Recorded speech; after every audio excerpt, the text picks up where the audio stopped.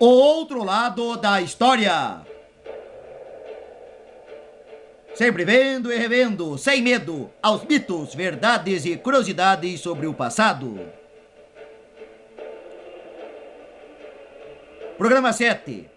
Diógenes o Cínico. A divertida história de um despretensioso socialista. Mesmo nunca tendo deixado uma obra escrita que veio a chegar até nós, muito menos ainda tendo liderado qualquer governo neste mundo. Apesar de não ter chegado a conseguir nada disso, sobre este filósofo Diógenes de Sinope, eu ouso dizer que ele foi sim um dos maiores nomes do ideal socialista em toda a história.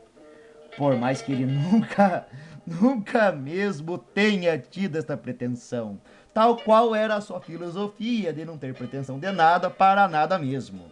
E tem mais, seu apelido cínico, pelo qual ele ficou mais conhecido, não veio primeiro por causa do seu modo debochado para com as pessoas, que aliás era bem próprio dele, mas sim por causa da sua maneira de viver, que as pessoas a comparavam com um cachorro de rua, já que cínico em grego era o mesmo que cachorro. Todavia, foi deste modo que ele se fez um exemplo raro de indiferença para com os valores da sociedade em que ele viveu, não dando importância ao que achava ser a opinião dos outros, vivendo num barril, tendo como seus únicos bens uma bolsa, um bastão e uma tigela. Ou melhor, depois de um tempo nem sequer a tigela mais.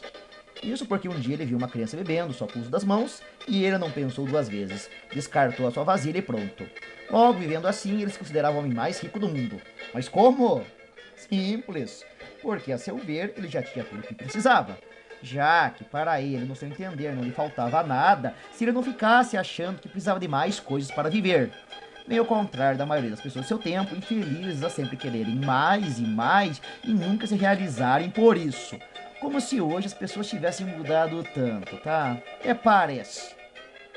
Logo, para Diógenes, a felicidade só dependia de se controlar aos nossos excessos, principalmente aos desejos, e assim buscando somente viver em liberdade em relação a tudo, junto com uma verdadeira virtude que para ele devia ser praticada e não discursada, já que para ele fazer era mais importante do que só ficar na teoria sobre o que era ou não virtude, ou seja, fazer ao invés de dizer aos outros o que fazer.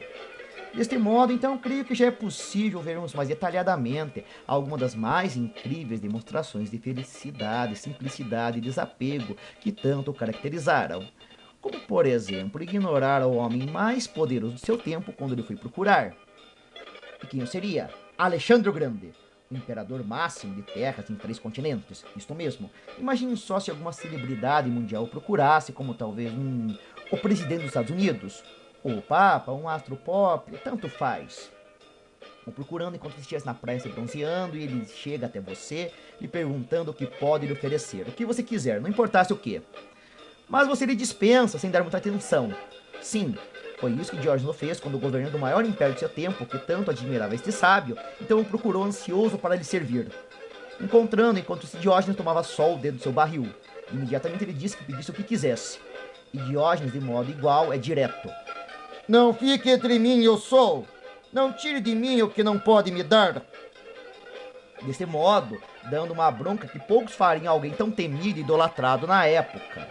Ao lhe mostrar que muito que precisamos, por vezes, vem de graça, e não do dinheiro ou do poder, aliás, muito limitado dos homens, já que nem tudo o que eles querem, eles podem conseguir, por mais que muito o queiram.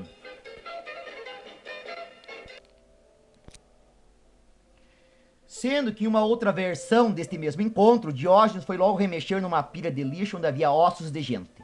Quando Alexandre então lhe perguntou o que estava fazendo, este outro lhe disse que estou à procura dos ossos de teu pai, mas não posso distinguir eles dos ossos do teu escravo.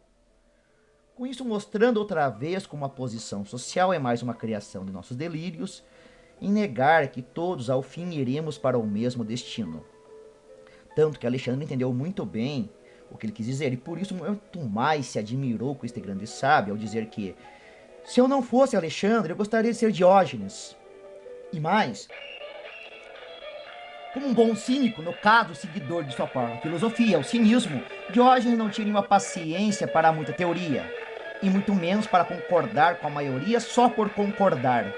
Por isso que quando o grande astro da filosofia Atenas, o renomado Platão, definiu a humanidade, o ser humano, como bípede sem penas, Diógenes arranjou uma galinha de imediato, toda depenada, e então disse para Platão na frente de todos os seus alunos: Eis aqui seu homem, Platão!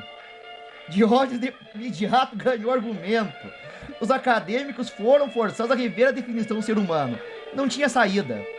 Além disso, o que deveria ser uma ofensa para Diógenes acabou sendo a melhor definição de sua filosofia: cínico, canino, cão.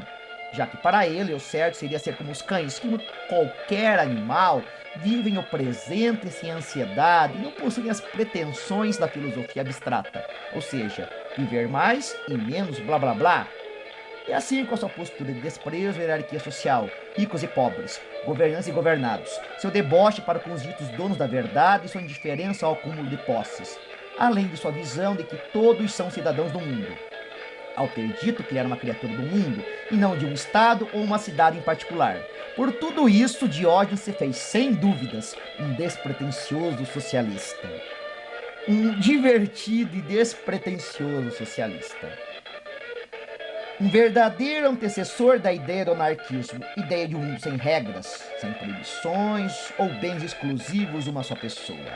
Com a diferença de que seu anarquismo se sustentou por séculos até o fim do Império Romano. Bem o oposto de grandes teóricos, cujo legado destes até hoje é mais uma teoria do que uma possibilidade.